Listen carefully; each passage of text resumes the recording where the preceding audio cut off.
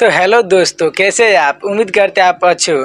दोस्तों, आज की एक्सपेरिमेंट है जो आप भी घर पर ट्राई कर सकते हो। दोस्तों, जो गोबर गैस तो आपने सुना होगा, पर इस वीडियो में जो है आज जो गोबर गैस से हमने बल्कि गोबर गैस से हमने इलेक्ट्रिकल निकालती है।